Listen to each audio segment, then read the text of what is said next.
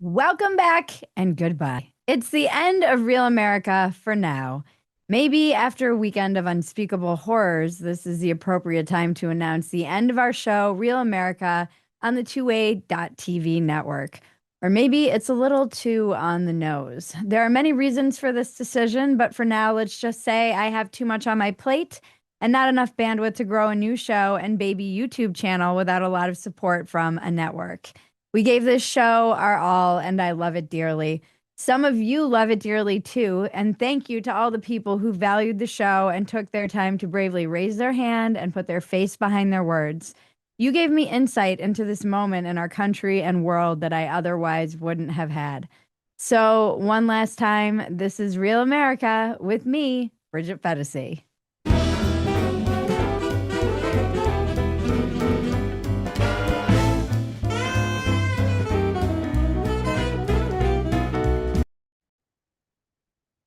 As someone who gets paid to comment on these uncertain times, and as someone whose instincts have been correct about a lot of the trends and the direction in which they're heading, I've struggled lately to find the words to express the anxiety that's been keeping me up at night, and I know I'm not alone.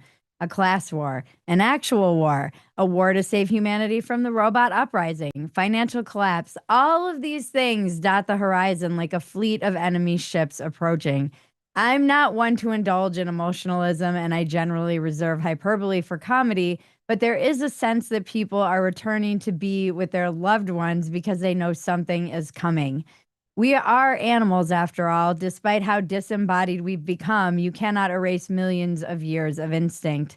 My fight or flight response is activated, and yet I find there's nowhere to run. This is what my guest, the brilliant Alana Newhouse, wrote about in her letter from the editor for Tablet magazine this month.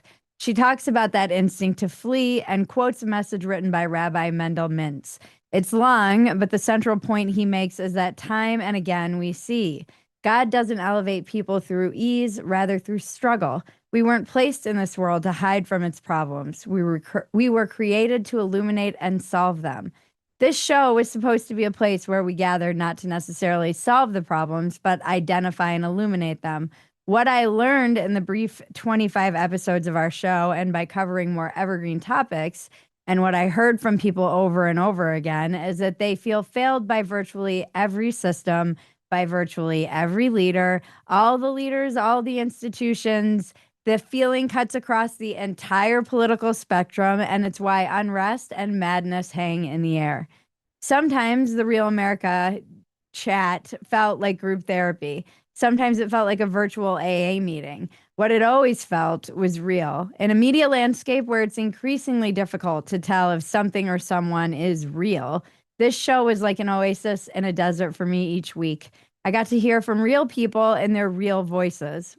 What I loved about the format of the show is that I got to hear people's emotions, not just read them. When I had Ravi Gupta on the show to talk about education in America, he made a point that stuck with me after one of our regular season gave a particularly impassioned rant about the state of public education in America. Ravi noted that he could hear her distress and see how abandoned she felt by systems that were supposed to help her. And if he had read what she said in a comment, he would have just written her off as some unhinged anarchist. That stuck with me. I still think about it all the time. I still quote it. The comment section and the chat are where our humanity goes to die. We must fight to stay connected to each other and stay connected to our own humanity. Whether we like it or not, we live in revolutionary times. Increasingly, it seems that the West is falling and America is maybe where the last stand will be. As Alana said in her piece, if you want to move, do it because you believe it is your calling, not because you imagine it can insulate you from the challenges of being alive in this particular moment in history or the discomfort, even violence, it may contain. It can't. For now, I can only keep coming back to the present moment because that is the only place that is sane and where everything is okay in this moment. I am doing a lot of future tripping, and I think that's just in the air as well. Is my house clean? How are my relationships? Is there someone who needs help? Check on the people around you. In case you hadn't noticed, humans don't handle uncertainty very well. See where you can be of service. And remember Rabbi Mintz when he writes, and if this year you find yourself walking through a wilderness or standing before your own personal or professional Goliath. Remember, that's not a detour from your destiny, that is your calling. Or as Alana titled her letter from the editor, Fight for the Light. This is our fight. Thank you to all of you who took the time to show up on Real America and speak up. I'll miss seeing your faces and hearing your voices, and I'm not giving up on this project. Think of this as a hiatus. I'll figure out a new way to bring it back when I have more time or resources because I might not know that much, but I am fucking relentless. Our guest tonight is Alana Newhouse, editor-in-chief of Tablet, which she founded in 2009 and produces a beautiful print magazine that she launched this year of the same name. She wrote quite possibly my favorite piece of the last decade, Everything is Broken. And before we get to Alana and to all of you, some quick housekeeping. If you want to be called on, you need to be on Zoom on camera and you need to virtually raise your hand by clicking the reactions button. And if you aren't on Zoom and want to be part of our virtual live audience right now, and that's it right now, go to the description link, the link in the description below, or go to 2a.tv/Bridget Zoom. This is, we can skip that. The voice of God you're hearing is cousin Maggie. Hello. Many of you know her. She's my cousin, co-producer. We make lots of stuff together, and like our other shows, Dumpster Fire, Walk-ins Welcome, which will be continuing, and all the other content you can find at Phetasy.com. I would love to take this show on the road. We will probably make that happen. Maggie will be monitoring the chat. If you have something to say and you raise your hand, Maggie will message you to find out what you'd like to talk about. It's very loose tonight, guys. It's like after Alana and I talk, it's going to be just like I'm putting on a hat and I have my mocktail and it's going to be a Christmas party. We can't guarantee we'll get to everyone or a holiday party, whatever. But we'll do our best. Everyone knows my number one rule is just don't be a dick. So please try to maintain your humanity. Don't let it go die in the chat. I know it's easy. I know it can be fun. And now, a quick word from our sponsor, Quest. I also want to take a minute to thank Quest for sponsoring and believing in this show. They're an amazing company doing really cool things and trying to cut through a lot of the red tape that is always so binding in our healthcare system. This time of year, heading into the holidays, I feel like so many people just stop paying any attention to their health. Doctor's visits are a hassle, always, and something no one wants to think about. That's why I love Quest. Quest simplifies the medical testing process significantly, especially if you're dealing with an HMO, and allows you to get the testing you need without going to a doctor or a specialist and jumping through all those hoops. Quest offers over 150 of the same tests trusted by doctors, including diagnostics for specific ailments like STDs, chronic conditions like heart, liver, and kidney disease, as well as testing that's almost never covered by health insurance like fertility and advanced women's hormone testing. Quest offers up broad packages of tests that go way beyond the standard tests you typically get in an annual medical checkup visit. Concierge medicine and functional medicine doctors charge thousands of dollars for these types of workups, and Quest offers them for a price of the night on the town, and you can get those results and take them to those people. So don't forget about this option. Visit questhealth.com, use the discount code REALDecember25 and get 20% off your purchase. That's questhealth.com, code REALDecember25 for 20% off.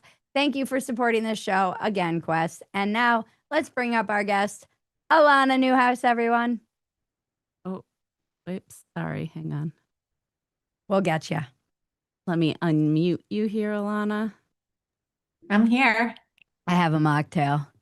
Nice. Kind of want to start drinking again. I'm not going to lie. Well, thanks so much for having me. I'm glad to be here for the transition of this community, at the least. Holiday party, the holiday transition, party. the end. The end is near.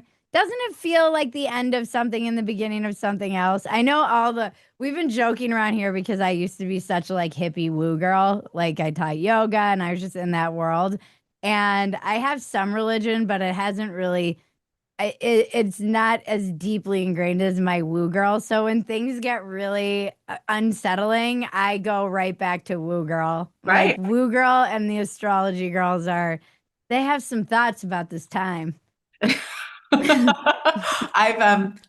was a woo girl and yoga girl also in my 30s, and I've been too scared to dip back into those worlds this year.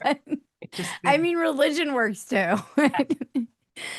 Tell me about your piece that you wrote, the fight for the light, because it really I was feeling so anxious the other night, and I just opened your magazine and read that, and you are here now for a reason. It was just really beautiful. I loved the message, but I mean, that urge to flee has that fight or flight in me. Being sober sucks. I don't recommend it for anybody unless you have to do it, but you're very in touch with, I've noticed like all the things that I used to just be able to drink or smoke away or at least repress. I feel very acutely now. And that I was sitting the other day when I was like, what is this? And it was just fight or flight. And I feel that urge to flee.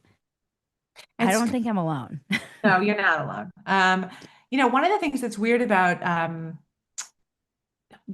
tablet went into print for the first time, and I've been running an online magazine. It's still online, and we still do stuff daily and even throughout the course of the day. But the print magazine is something that we do really far in advance. Yep. And so it closes a month before you get it. So if you get it December 1st or 2nd, that means it's closing November 2nd or 3rd, Yep. which means that we're writing the pieces even earlier than that. So already, what that tells you is that already in October, I was feeling this sense of people feeling like their back was against the wall Mhm. and people feeling that increasingly the world was offering them no reasonable way to help their situation and no reasonable way to actually quote unquote dig in. Like it didn't feel like there was actually anything to do. And I was just super connected to that vibe and to those people. And I understood it and I felt it myself. And so I was trying to process feeling that. Um, and to me, my woo girl does overlap with my background, somebody who was raised religiously. But also there's like a Kabbalah and Jewish mysticism is a kind of weird bridge between those two Mhm. landscapes. Um, and this idea of a Kabbalistic idea of sort of like, where are you? Where are you in the world? What's your purpose here?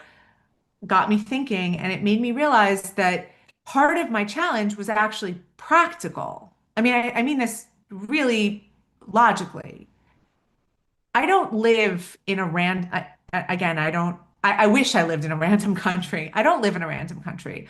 I happen to live in a country that, for better or worse, has the biggest foot on the globe Mhm. and is the most powerful country, at least for the time being, um, on the planet, and a planet that is, because of technology, insanely interconnected Mhm. in ways that it never was throughout history. And so, what that means is that if America falls, the whole globe shakes. Whatever problems that I think are going to happen, they're going to follow me wherever I go. Oh yeah. And so then once I realized that, I was like, wait a minute, if that's true, and if it's true that the problems that are here are problems that are going to be global problems, then I've actually been given a pretty great mandate, right? I mean, I've been placed here, and that is the thing I'm supposed to do here. Yeah. That's the thing we're all supposed to do here is fight for joy, for happiness, for peace, for achievement, for ourselves and for our neighbors and for everyone that we come in contact with, and see if we can't radiate that out. Um, it felt like I figured out an answer to my own anxiety, and so I wanted to put that into words. Yeah, it's so beautiful and it is I mean, I've been thinking there were so many things that I haven't cut from this monologue because once I started writing it was just like blah, like you know how it is. And I've thought a lot about my friend Jacob in LA. He's a Holocaust survivor, and we've spent many hours talking about everything before I left LA whenever I had time to go over and just sit and talk to him about everything that he knew. And one of the things that struck me the most was how different people responded to what was happening in Germany at the time, or where Poland at the time where he was, anywhere really. And something I've been thinking a lot about is how he was really young. And so he fared better because he was so young, he just adapted to the situation. And his older brother, who remembered how great life was and remembered how way things were and experienced not convenient, things were still hard, but experienced life as the way it was longer and into his young adulthood. He did not fare well. And because he couldn't get his mind around what was happening. And there is this part of me that struggles with um, staying in the moment, being present, but also keeping your head on a swivel and also not being in denial about the things that are changing around me as they're changing. And also recognizing that because we lived in one of the most comfortable, convenient, peaceful in many instances, not completely. I know people will take issue with that, but one of the most stable times for humans ish, particularly in the West, and I've been blessed to be in America as well, ever, that it's going to be very hard for me when I have to have an existential fight for my survival because we really haven't had to. Completely. I will tell you about I'm super wary of kind of bringing up the Holocaust because if that I don't know if you guys I don't know the if you guys remember the Sex and the City thing where it's just like, oh, now you brought up the Holocaust. Like we can't talk about anything else. But like I do just want to like say that I was really moved years ago when I learned about a researcher. I believe he was in the University of Texas and he studied different Holocaust survivors. He was trying to compare one group of Holocaust survivors who had committed suicide Mm. um, next to a group of Holocaust survivors who became, as in his description of it, super survivors, which they were people who became not only financially successful, but they also had many children, and their children lived near them, and they had very rich and full lives, and they were part of their communities. And so he was trying to piece together via diaries and whatever interviews he could get the differences between the two groups. And according to him, actually, there wasn't a demographic split. It wasn't about age. It wasn't about their socioeconomic status before the war or after. It wasn't about whether or not they were religious or not. It was about how they told the story of their lives. Mm. So people who saw the Holocaust was the climax of their story. They would tell the story, even whether the life before the Holocaust was 8 years or whether it was 40. That was the whole story. And then the Holocaust happened and they couldn't figure out how to write a next chapter. Mm. And the people who became super survivors, the Holocaust was the opening, Right. it's the beginning of their story, right? And why I was really struck by that is because it really is about the stories that we tell ourselves. Yeah. And it's about the story of America that we decide to tell ourselves. And where are we in that story? And I understand the impulse to basically be like, well, it's the Roman Empire and it's the end of the story. But I don't, I don't happen to feel it that way. And I guess I want to make an argument that storytelling is an act of volition. You can tell the story you want. Yep. And I chose and choose to try to see this story of America as changing in a good way, ultimately. And Yeah.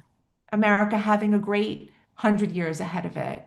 And then ask myself, what would I have to do and what would other citizens have to do to get us there? Yeah, I love that. I I yes, I struggle with trying to balance optimism and realism. I know. It's like, yeah, I love that. as she's rummaging through trash, like there. And I realize like but I think a lot of people are grappling with this because like I said, if I come into the present moment, everything is okay. If I log into Doombox, I see that we might be going to war with Venezuela as we're speaking right now.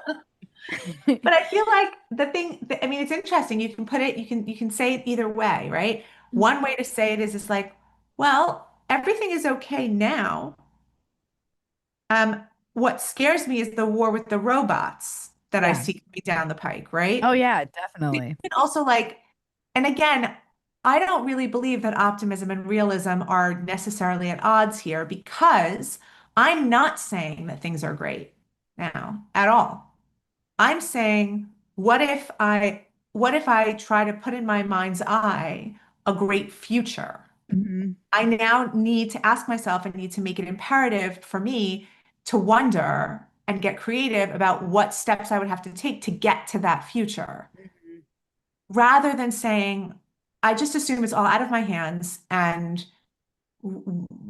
I'm just going to live in some unending hell that somebody else controls. And I just somehow that just it feels very un-American. Yeah, it does. Like just like we have volition and we have freedom and Mhm. let's live inside of that as long as we have it. Jacob always said that when we talked too, that the Holocaust was, and I realize that it seems ridiculous for me to say this with a Santa hat on, but he always talks about how that was just a very small piece of his story, and it was actually just the beginning. He's like, it was really hard moving to America and not speaking any English. That part of his story, he's like those challenges of like integrating in New York and trying to be, get a job and build a life. That was extreme. He said that was as challenging. Right.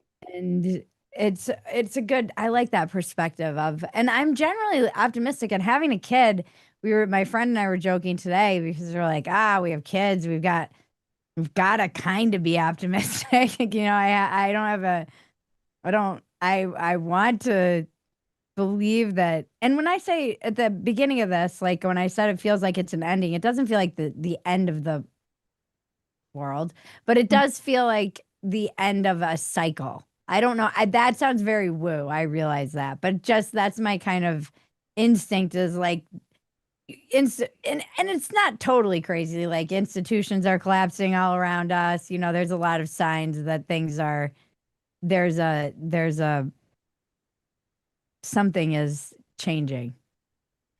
Um, I totally agree. Greg, so somebody in the chat just was like, what kind of holiday party is this? We're all talking about the Holocaust. And say, I just This is want to say, exactly the guy. I want to say that this is why I go to Christmas parties and then everyone talks to me about the Holocaust and it's not my fault. I didn't bring it up. So don't blame I didn't me. I even just need want to. to, It's just this is I've been not, sitting here being like, this is a dark conversation for a holiday party. she this went is my dark. fault. I take Meanwhile, I take full responsibility for this. It's really just what's been on my mind is like not just the Holocaust. It's really just I've been thinking about how what's really got me thinking about it too is just having a daughter and going, how do I prepare her for the world if it's not as easy and comfortable as the world that I grew up in it's is? not going to be. It's not going to be. But here's the thing. I feel like here's what I guess I want to say. And by the way, the holidays are a great time to have this conversation. Um, wouldn't it be great when if somebody could tell you that the year, like when your years were about to be hard? Like it would be great. It'd be great to Yeah. not feel like to walk into January with this feeling of like, look, it's going to be a great new year, and then you get smacked in the face, and it's like actually a nightmare, right? So what I want to tell everyone here is things are going to get more complicated. They're Mm, going to get stranger. They're mm, going to get more unexpected. There's also going to be insane opportunity for like things that you never thought you could have in life because we already have that, right? Yeah. So I I was reading an article the other day about this whole area outside of London that's been rewilded. Like they Right. have all these animals back that they Right. thought like they were just like these animals were going to be extinct and this whole area was actually just going to be industrial. And now it's completely wild again and all the animals are back, right? So cool. So cool. We're also Mhm. curing diseases at like a massive rate. We're curing genetic disorders that actually like people who are born with sickle cell, people who bubble baby, Yeah. cured. Yeah. That was a thing that I knew. We grew up with that story on 60 Minutes, and it is not a thing anymore. We And might have dinosaurs. we could get the dinosaurs back. Guys, we could get dinosaurs back. Like, do you Now we're understand how getting into cool? our holiday cheer. I love Greggy. Exactly. Like, what kind of holiday party is this? This is my kind of holiday party, okay? If you know nothing about me, it's that we zigzag between darkness and laughter all the time. I'm weirdly optimistic, but I'm also very suspicious because I Yeah. keep going, it's gonna be our year, guys, in my dumpster fire writers room. And I'm like, wouldn't it be kind of like, I'm like something, whenever I say that, I get, it's like the Irish in me. I'm like, oh God, I jinxed myself. Well, God's gonna also, smack me in the face. also you named it dumpster fire, and you're Yeah. like, why am I like? It's in the name, babe. Yeah. Like you just It's in because the you're name. and also, but I understand the impulse, which is to say like, I'm going to get ahead of this, and Hmm. I'm going to already say it's a dumpster fire. So whatever happens, it's going to be better than that, right? And that's actually a hugely emotionally healthy impulse. Um, it's just you have to then stay with that and when life isn't a dumpster fire, you have to let it make you happy. Yeah, it And does. like you have this beautiful daughter, and Yeah. And this beautiful life and this beautiful audience. And like, listen, guys, my words for the year are gratitude. That's my number one word is saying thank you to whatever shows up but not only is that, like Bridget, you've horrifying as it written may and be. you've talked about like you've written and talked about how you didn't think you were going to have any of that, right? Yeah. That wasn't in your that wasn't you didn't even imagine that you could have any of that, Hmm. right? Okay, so if I told you, here's now you get to choose. You can live back in 1997 with all of the safety, security, and whatever existed about Okay. 1997. I was on Good luck. heroin in 97. So I was So, headed into rehab in 97. So okay, you can have maybe the not night. that year. Okay, you can have the 1994 America back, right? Not a great Except, year for me either. right, okay, you can have the old America back, right? But you can't have what you have now. Right. You wouldn't choose it in a minute. No, So that's your answer. Great. There's a ton of stuff you don't know what's going to happen about. Like you don't know what's no, going to happen in the totally. world, but you made the life that you want. And to me, it's magic. It is And magic. I feel the magic of that, and I feel the magic of it, especially around the holidays. Mhm. Um, and you're right that something is ending, but something's always ending. Something's Talk always about ending. woo. Yeah. Woo girls. Woo girls unite. No, speaking of woo, I think we've got some who's our first We've guest? got a bunch of Is hands. Philip in here? Nope, we're not yet. Oh, okay. Nobody I'm is gonna bring allowed up to yell at me about the Holocaust. Okay? Okay, here's funny. When you when you were like, I was shocked you brought up the Holocaust because in case you don't know, I thought you were gonna say a lot of people don't believe it. So I was happy with the direction that you went in with Sex and the City because I really thought we were going in a whole other direction. You're like, Bridget, it's 2025. I'm not sure if you're aware. By the way, Okay. the big joke is that like when you run a magazine like Tablet, the like I always joke around that the only other for years I joked around that the only other magazine I was really qualified to run was like Der Stürmer because like Yeah, I could only run like the thing that but now it feels like I have a lot of options. Like you there do. are like a lot of there are like American now, a lot of media outlets I could run because You they're all probably could. yeah. Anyway, Who do we have up? All right, I'm going to bring up Manuela. Manuela. Let me ask you to unmute there.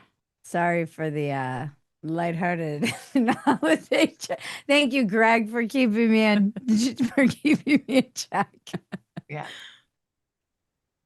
All right, Manuela. Are Hi. you wearing your politically homeless sweatshirt? Yes, Hell I'm yeah. Love a it. therapist and I wore it all day and my clients loved it. Hell it. yeah. We're back, baby. Yes.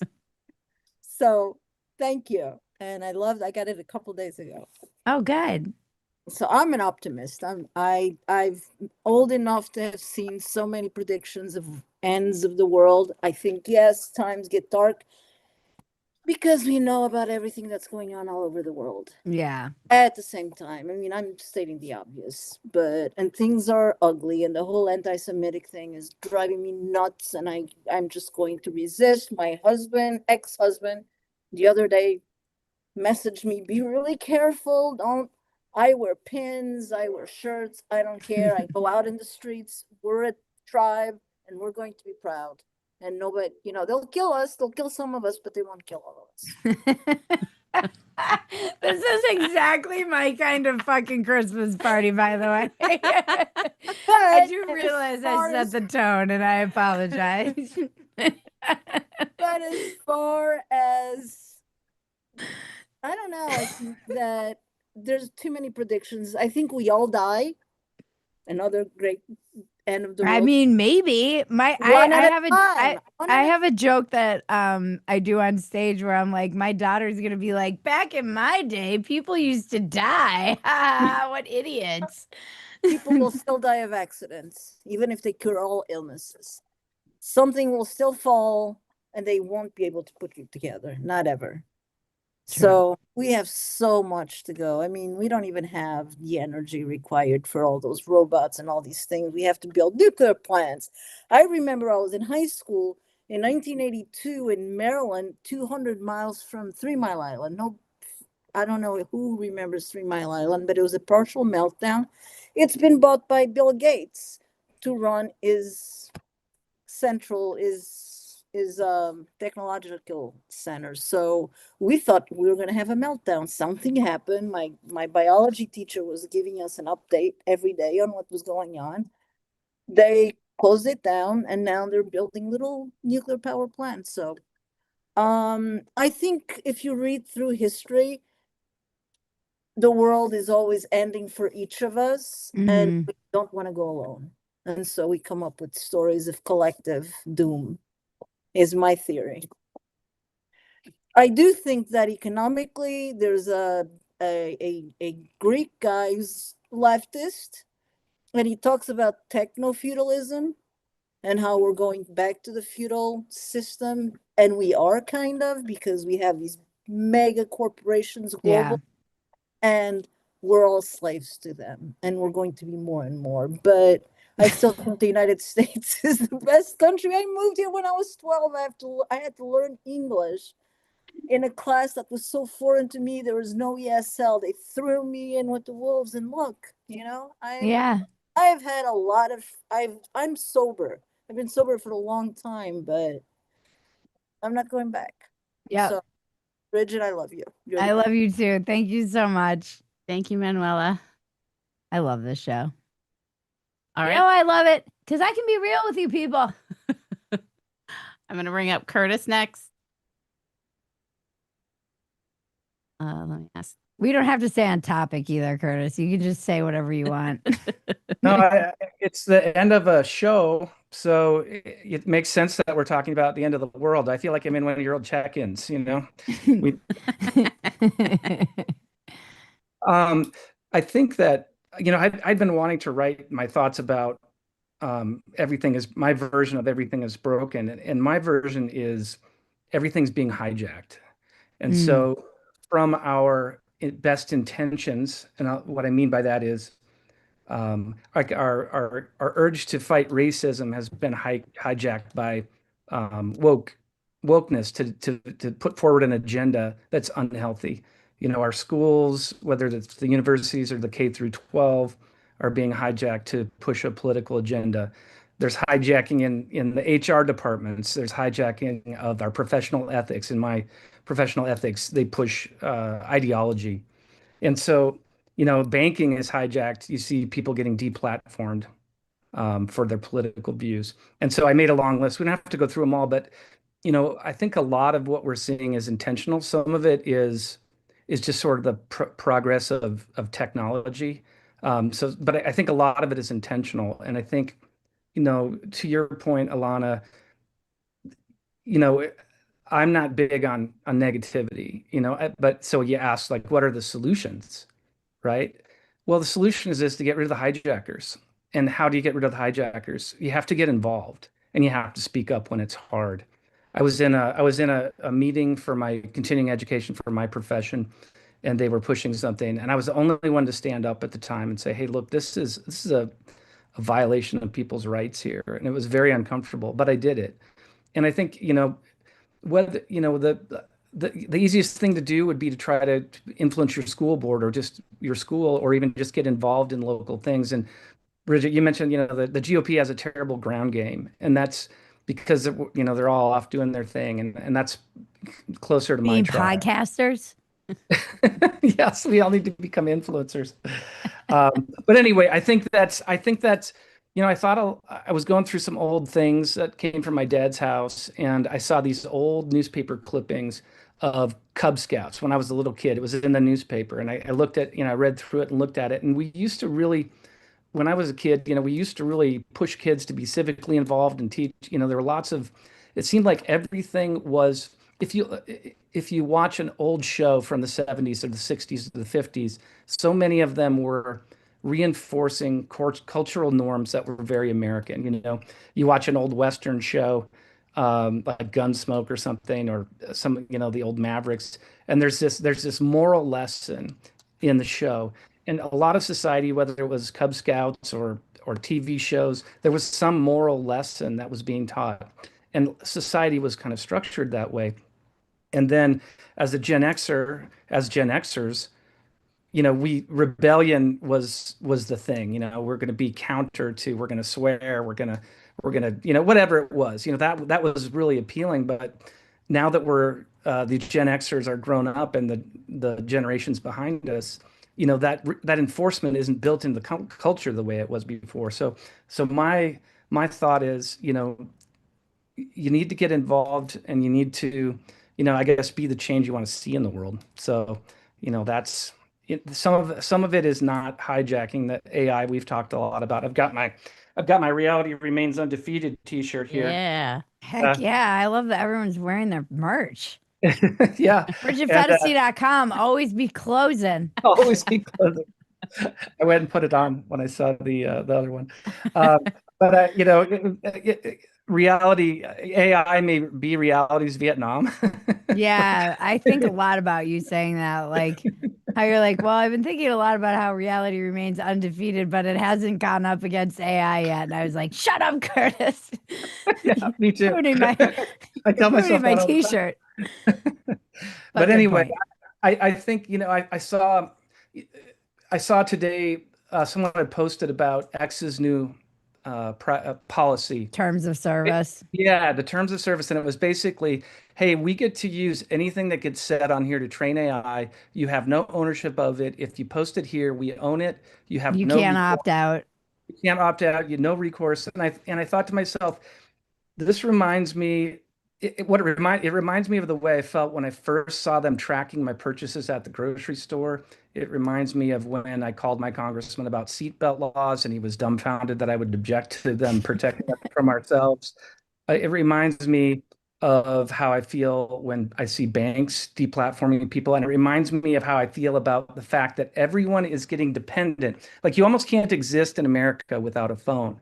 So Yeah. our lives are dependent on a device controlled by literally two companies. They're two, Android or Apple. Which world do you want to live in?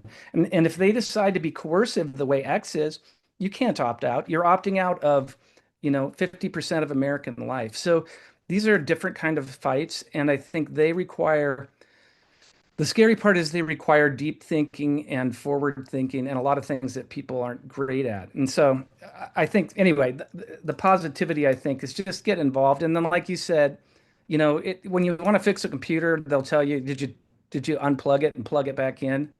I think for us, as social media creatures, it's the opposite. Did you unplug? And Yeah. when you're better, then plug back in. But anyway, When you're better. Alana, jump in and say anything if something comes to mind Oh, or wait. whatever. She got muted again. Oh. There we go. sorry, I go long every time on these. My apologies. No, But you're fine.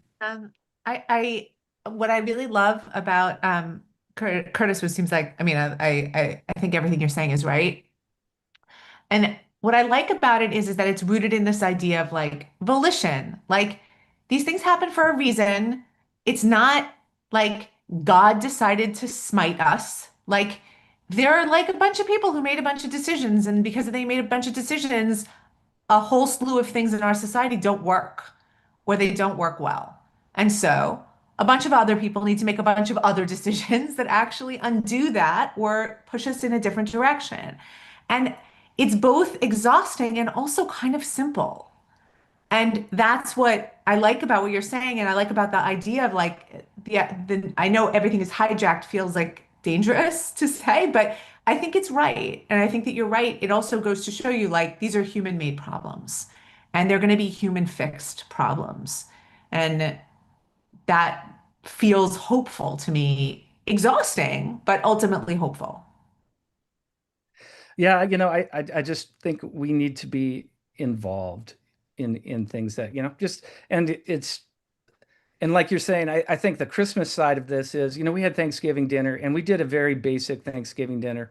It was just the elaborate Thanksgiving feast, and but it was exactly traditional. And a lot of our traditions, whether it's Christmas or Thanksgiving or time with family, and creating your own traditions outside of the external world. That kind of support is always energizing and safe. And Yeah. if people do feel, uh, and I think we're all feeling a little bit. I think the economy is going to be rough. There's a lot of rough worldwide issues. Exactly what you're saying. But you know, make sure you're taking care of the day to day before you go out and sweep your own porch. You know, Make your bed. everyone sweeps their own porch. And their sidewalk. The streets are clean. So anyway, Thank that's you, probably Curtis. plenty for me. Love you guys. Love the Bye, show. Curtis. Merry Thanks, Christmas. Curtis. There's a great line in the big book of AA that I think of all the time in moments like when I'm feeling that free floating anxiety and all of the madness. And it's see to it that your own house is in order and great things will come to pass. Just like see to it that your house, and this is very like Jordan Peterson, make your bed, but it's very much like you can be freaking out in a pigsty, and it's like clean your freaking house up, lunatic. All right, we've got 4 hands up, so I want to try and get to everyone. So Okay, let's we've got a party go. going on We've got here. Deborah. Everyone should subscribe to this beautiful and amazing magazine, by the way, tablet. Hi, And Deborah. Thank you. Hi. Bridget, first I want to thank you for having this space. I haven't come to all of the shows, but it's always so rich and deep. It's so heartful. I read with whatever people share, what I read in the chat. There's not a lot of other places like it. So I hope you reboot it in some form or another that works for you. And Alana, figure it out. I haven't read your piece yet, Alana, so I don't know if I'm saying something that does touch on or doesn't entirely touch on, but I wanted to be a little woo and tell you about a dream I had probably in October where I was in this apartment. And I did live in San Francisco a long time ago, but I'm here in New York and there was an earthquake here. So I was sort of like, okay, I know earthquakes, whatever. But the apartment's just kind of going like this. And I was trying to calm. I was like, that's a little odd. And then I looked out the window and the whole building had just picked up and was like moving down the road. And it was really, it impacted me in a huge way. And then after I woke up from it, all these things started like falling out of my life. I was in like 3 online communities. One I left, 2 others dissolved. My sister's having to move because of financial issues. And then that's sort of falling, like all these things are kind of falling out in a way are also thwarted, like pathways. I was trying to get help or like blocked. And so I'm kind of in this disposition of, that's why I wanted to share it, because there's sort of this disposition of like, man, like the board is changing shape, the pieces are moving. I don't know what the fuck is like going on. Mhm. So I'm a little bit like let me get a little hands off. If I don't like how something's going, I'm kind of like, well, I don't know, like I don't know what's lining up. Um, be a little more relaxed about it, where I might get more angry about something that's happening that I'm not liking. I'm struggling a little bit with, I'm getting a little bit into a freeze, like make it stop. And so I'm trying to work on staying a little more like open to move if there's something to actually do, because I notice I'm a little bit in like, is this, going this? And I am reminded while I was waiting here, I used to have a healing teacher, and she always said, look for the health in the system or what's feeling alive. So that could be a Oh. tip too. Like if you're sort of like, I don't know what's going on, nothing is organized in any way anymore I'm familiar with. Is there some little sprout over here? That could be an activity, that could be a person, that could be a group, that could be a I don't know what, right? And I it love isn't that. still coherent yet, because that's the thing. I feel like there's a complete lack of coherence right now. But at least those little things one can attend to. So that's sort of how I'm trying to deal with this. And again, sometimes I'm just sort of like not doing anything and just I get one thing done on my list in the day, and I feel like that's all I could even like possibly deal with. I'm like, ugh. Yeah, But but is this what's happening now for you? Or is this what you're going through right now? Well, it was after I had the dream, all this stuff just started like disappearing, falling out, structures, things, like that I was lined up and sort of organized around in my life. And then watching all these people in my life have these things happening to them, having to move or having to losing work or do it. Like there's just a lot of it. And so that's why I was saying like, I'm kind of moving towards being in this oh how interesting maybe orientation towards it, like feeling like okay if there was a way I was holding on to my world, it's like let me do a little let go and kind of let stuff go where it's, but I don't know how long it's going to go on for. I mean, this could be Well, years, but can I right? just say something? This is you are now in the place I exactly was in during COVID. And it was basically the inspiration for Everything is Broken, which is both Everything is Broken begins with a personal story about my personal life, and then uses it to try to explain why not one flight that you ever are on now isn't delayed or canceled, why you basically can't actually get through your health insurance, why nothing works the way that you're like literally you get things and they don't work. Um, and I tried to figure out why it felt like everything was coming apart at the seams. And then basically what I literally had the exact same process as you. And what really helped me was jujitsu and like Mhm. thinking about um how you're supposed to lean in. Like you're supposed to actually lean into weakness Mhm. and lean into where it hurts. And like you're not supposed to turtle Yeah. because if you turtle, you get hurt, right? So, and when I realized that it actually really changed me because it made me braver. And then the more I did it and didn't get hurt, the more I have to be honest, like the more exhilarated I was. Well, so you're Like, on the Mhm. ride, right? Because that's the other image I have yeah. too. Is, are you on the ride of the roller car? Are you on the ride? Or are you kind of fighting the ride and the ride's going? Yeah. That's right. I think about this a lot because I heard Tony Robbins like 2 decades ago talk about, I think it was him talking about learning how to drive race cars, and how one of the things you learn is when you're taking those turns, don't look at the wall that you might crash into. You have to look like into the turn. Don't look at the wall. Just look towards where you're going. Look Mm. towards where you're going. Don't look at the wall. And I've been thinking a lot about that too. I think that's a But Bridget, talk about yoga, right? You know yeah. how like when you're supposed to balance, right? You're supposed to find a fixed point on the wall ahead Mm-hmm. of you. You're not supposed to actually look at the floor, right? You're not supposed to focus on your leg that's supposed to be up in the air. You're supposed to find some fixed point in the distance Tristy. and focus on that. And then your entire body integrates and is like, Mhm. okay, like I guess we're all going Dynamic there. too, right? I mean, there's something about balancing that it's not frozen tight either, right? There's a flexibility or something or in that, or ability to adjust. Thank I you, also Deborah. want to say, I want to say something else, which is like the issue before this issue in Tablet, the cover story was about it's about pig farming and actually about gestation crates and factory farming. And so like a horror story that I am particularly drawn to. But what I was really amazed by was that so you have this factory farming, it seems completely inevitable and seems like this monster that nobody can fight, right? Except then a bunch of farmers actually fight it and they get these laws changed at a state level. And they are going up against Smithfield Foods and huge conglomerations. And they are making it state law to not use these practices. And you just look at it and you're like, oh, that's right. Like a bunch of people did bad stuff and put bad stuff in place. And now a bunch of good people have to put good stuff in place. Yeah. Thank you, Deborah. Thank you. Thank you, Deborah. Merry Christmas. Merry Christmas. All Happy right. holidays. I'm going to bring up Jim next. Happy holidays. No, you're bringing me down here a little bit. I'm trying to, No. I was thinking about, Factory farming and the Holocaust aren't your Yeah. your No, kind of no, I was Okay, the factory farming is my fault, but the Holocaust is all you, Bridget. It's not.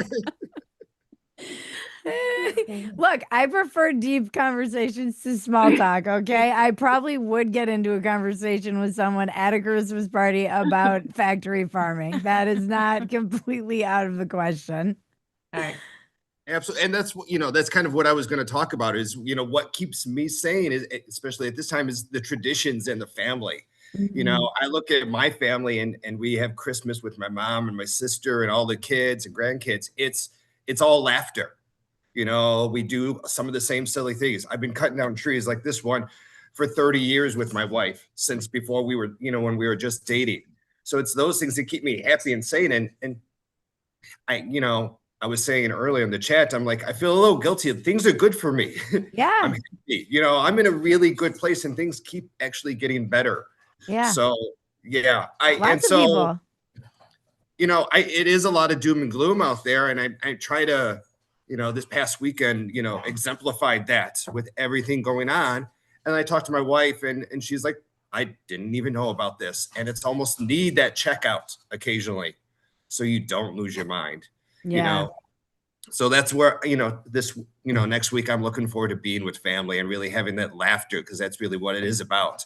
Because on my wife's side of family, not so much laughter. It's at best small talk, if not the family feud. So, I'm going to take the good win next week with Christmas. Yeah, I mean, my husband's very sane and he always says that to me too. He's like, you're, control the controllables, whatever, like stay grounded in the moment. And so he's like, we're not meant to know what's going on all over the world at all times. It is not good for us psychologically. Cause I was like, he's like, someone's always dying. Something tragic is always happening. It's just, we are aware of, and now we know that all the time. Exactly. It's, and that the shooting in Australia probably would have known for several days, Right. and more leads would have come out and more information would be available. And, you don't have the, that ever changing story and narrative that's coming out. You never have the new lead that really makes it that crime mystery that you just follow. I was looking through old notebooks because I've just been going through like all the old goals, resolutions, all this stuff. And I was really obsessed with learning about the French Revolution always. And I was reading my notes, and then one of the notes was news traveled like 5 to 6 miles an hour during the French Revolution. And I was like, oh, that sounds amazing, actually. Like 5 to 6 miles an hour. Now it's like, it's just, we wouldn't have heard stuff for weeks or months back in the day. Yeah. But we also, on the other hand, I'm connected to people all over the world all the time, and that is a blessing as well. And it's insane to be able to keep those relationships up and also just have those different perspectives. It's a lot, but I'm sure our brain is somewhat evolving to manage it. I hope. All right, we've got a bunch more people to get to. Okay. Thank you, Jim. Thanks, Jim. Merry Christmas. All right, I'm My gonna bring up my audience rules. Jason Hoare. It's Jason. good to see you. Oh my gosh. Blast from the past.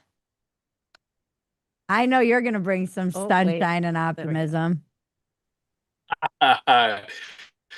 Good day to you, Bridge and Maggie. Hello, everyone. It's Hi. been a few moons, hasn't it? Yes. It has been. Yeah. So I'm living here, calling from the teepee tonight. Of course Here you in are. Bastrop, Texas. We live off grid, and this is where the company in many ways was started. This is our office, one of them, and you think about what are the biggest problems in I mean, it is appropriate. He does live in a teepee. Jason, you're breaking up. You're breaking up a lot. Do you have Starlink or Does not have anything? good Wi-Fi. The yurt's Wi-Fi is going down. we do have Starlink. I blame Elon for this. Is this any better? That's better. Well, Elon is what we've done, and this idea was formed for me at Burning Man in 2007. Of course with a it really was. But interesting wait, can you character. tell me what idea? Because I don't know if you talked about it in the chat or something, but you have to explain what idea it is. Yeah, what we do is we take existing solar installations. There's millions of them all over the country, and we install a battery that helps give that owner power, all that resilience, and then we help connect a micro data center. And so what we're doing is helping people control their energy, having abundant energy, really cost effective, being able to rely on that, and then have their data. Like where are your health records, Bridge? Where are they? In some hospital, some doctor? Why? Why don't you have them? And then if you would like the help from someone, you go open them up, get help, and take them back when you're done. And so, yeah, it's inspiring. It's been a long time working on this, ever since the days of biodiesel and all those other things. So I just saw this. I'm like, oh my gosh, you died. This is the last one. Like what? So I wanted to call. I mean, and say for hi. now, it's the last one with 2A, but I, you know me. I'm a it's a good determined, stubborn Irish woman who never gives up on anything. Well, and you got to bring the family out to this regenerative learning center where Bob, the owner, he created this place to bring people out and teach them how to cut down a tree, how to run a mill, how to install solar, how to collect rainwater. Dude, I am all about it. Also, can you teach me how to build a fire in the forest? Absolutely, an earth ship. My all these husband's types of solution things. to everything, he's like, you need to go shooting. I'm like, I probably do. Hey, well, there are hogs out here, and if you would like to practice, you're welcome to come out and hunt with, that would be just fine. The best Christmas party ever, by the way. Well, and I'm still same as always, right? Like wherever we are, because we cut and mill and do all this stuff here, but still barefoot. Wow. Still walking barefoot. Nothing changes. Just don't step on the copperheads. Like I did that for you, so you don't need to do that. Nobody else I does. know. Hopefully. All right, Jason, I love you. You know, love you too. We'll be in touch. I will come out and learn how to do all these things because I seriously am obsessed with it. So I want to come. Yeah, we'll Look be forward there. to inviting lots of folks out here. We'll have some good gatherings. Okay, all right. fine. Thanks, Thank Jason. you.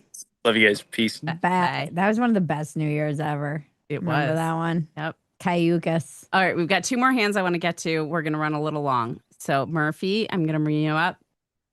Jason is a like just the most optimistic person ever. I love that he jumped into this. Hi, Murphy. Hey, Maggie. Hi, Bridget. Hey, Alana. Alana, I'm so pleased to be speaking with you as a print print magazine person. That's fantastic. I have said this before, I think on Real America. I was raised by a library and I live amongst my people here with these books. I kind of have a story. I mean, at this point, we're feeling more optimistic after Jason dropped by, but I raised my hand because I was thinking about, there's all the Holocaust and the doom of what's happening and the AI is coming after us, right? Um, I remember the first time I really encountered Trump derangement syndrome. It was, gosh, I think it was 2018. And my friend had come to visit. I went out and had, he lived in Chicago and he came here to LA and we met for brunch. And he had to talk about Trump. I'm like, why? Because I avoided politics, work, duh. So I didn't want to get into that. And I was like thinking, he's not going to be president forever. He's like, and he goes on about that. But apparently part of the thing of that doom was what is happening now remains forever. Mm. But I'm like, hey, that's a logical fallacy. That's a problem to think that what's happening now is going to happen forever because things will change. Things are always changing. And Rome fell, the USSR fell, talking about 93, 94. These things fell and they seemed so incredibly permanent. These things seem permanent, like this is going to be forever and we're going to go live and devolve down into not only monkeys, but single-celled organisms, right? As human beings, we're all going to just evolve and this is going to happen. But things happen and then we change. And that happens again and again and again, as all these beautiful books will tell you. And I'm sure your magazine tablet says it too. We respond. So that to me is what gives me hope. Hope is really, really important to me. I can't get through life without hope because then I'm done. So I really stay committed to coming up with what's the hope answer. And the big answer is things will change. I think that comes up in AA too, Bridget. There's a famous saying about that, right? Yeah, like, okay, that's great, but things are going to change. Yep. Yep. So Yep.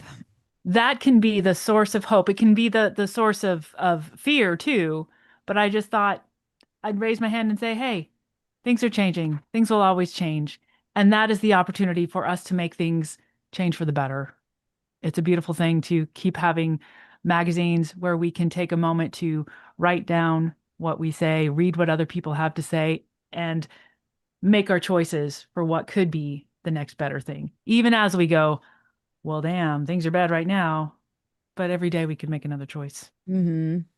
Tablet made it to my list of favorite things for 2025.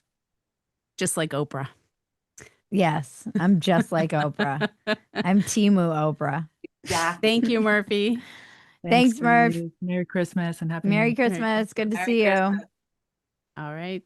And finally, I'm going to bring up Chini, our last guest for the night. And forever. Oh, that's true.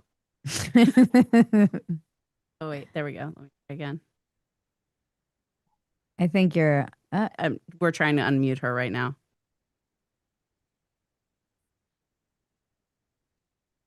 Nope,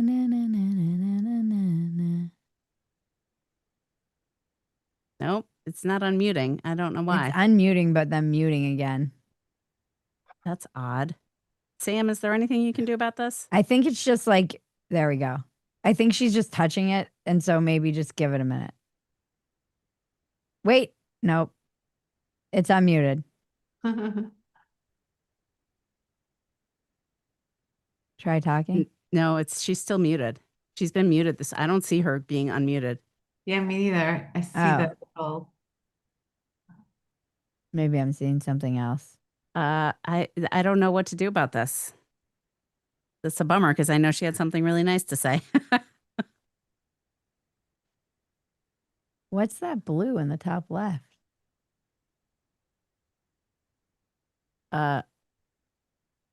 No, all right. I don't know. I don't know what to do. Sam, there's nothing you can do about this? Or No, all I can do is ask her to unmute, and it should have like a pop-up, but I don't see it. Okay. Mm. Sorry, Chini. All You right. can't figure it out, but thank you for joining us. Can Maggie tell us what she wanted to say? Yeah, can I just read what you had sent me in the message? She says, Okay. She said, I just want to thank Bridget for her episode on having the fuckets and how her podcast keeps me going. I also ran for city council and won. I'm 35 and I'm the young blood that we need to get into politics. Hell yeah. Cheney, this is the way to end this show. Yes. Unbelievable. Unbelievable. That's amazing. Yeah. So inspiring. That motivates me to run for city hall. Great. That's great. Man. Well, it's been a Christmas party, holiday party. We covered all the bases. Hey, look, all right. This is real America. We're getting real around here. And it's the end of the show. So it was a little bit of a weird Christmas party. Oh, Season joined very late and has raised her hand. I don't know if we want to say. Season, we will let you in, but you got to keep it brief because we all got to get going. Yeah, and like you can't talk about the gulag or Yeah, or animal factory farming. right. We've covered those. I'll Season. try not to talk about anything. No, I just wanted to pop in and say thank you. I was at a work party for Thad, and we just got out, and I was like, I'm getting on here even though there's 5 minutes left. I just wanted to thank you for doing Real America because it's been like really helpful for me, and just like everything you do is it just kind of helps me get through all of the nonsense, because I feel like when you're talking about this stuff, it's like nice to know that someone else is as fed up and kind of also has a dark sense of humor about it, but also there's like an underlying hope, and I appreciate that about what you do, all of you, not just you, but Maggie and the whole team. So that's all I wanted to say. Thank you, Season. Thank you, Season. You in particular, thank you for contributing and being so honest and vulnerable, and just like you missed the monologue, but I mentioned you by name in terms of just how I think about how much it's changed the way that I even look at comments when I see them and whatnot, because of when Ravi said, like, when he heard you in that public school one, and he was saying, like, if he had read that as a comment, he would have been written you off, and you're just so just keep going. Just keep going. It's the mantra. But I'll figure something out. We're around. Thanks, Season. Thank you, Season. Happy holidays. Merry Christmas. I have the best audience. I'm very lucky. True. Very lucky. All right. Alana, where can we find you? Everybody, go subscribe to Real Magazines so that you have something to read when the grid goes down.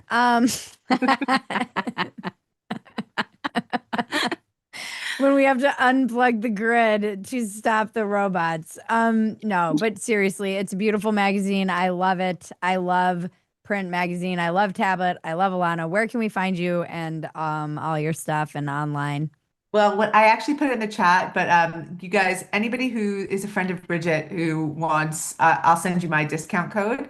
Just write to me at Newhouse, ANEWHOUSE @tabletmag.com. And tablet is everywhere. Tabletmag.com, tabletmag on X and Instagram. And those are all the channels that you can find us in. But the best one, I will say, is that print magazine now. Mm-hmm.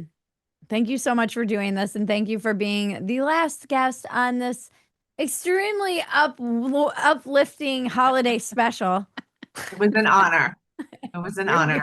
You're the perfect soul sister woo girl for this. Thank you for your optimism and for your insight. I really appreciate you just in general in the world. And yeah, I'll see you around. Bye, guys. Bye. Bye. Bye. Thank you. I love all of you. Happy holidays. Merry Christmas. I hope you have a great time with your family. Log out. Be present. And then we'll get back to it in the new year. Thank you guys. Truly, it means I have loved this show. I don't know what I'm going to do with it, but it means so much to me that you guys, somebody people have said like this will never work because people aren't going to want to put their face out there, which I completely understand. And so those of you who have and did it, you are brave beyond what you even know, and I have so much respect and admiration for you because I know how scary it is to raise your hand and say something publicly in general. And thank you to my guest, Alana Newhouse. Thank you to those of you, again, who showed up, asked questions, commented. Thank you to Two Way and their amazing team. Their amazing team in particular. They have been so great. I love Chelsea, Sam, Max, all of the people behind the scenes who have helped us along the way make this show. Thank you to Quest for sponsoring this show. They are an amazing company. Support the people who support little independent ideas like this. It's really important that you let them know that they inspired, that you respect them for doing this. They don't have to do this. Visit questhealth.com and use discount code RealDecember25 and get 20% off your purchase. That's questhealth.com, code RealDecember25 for 20% off.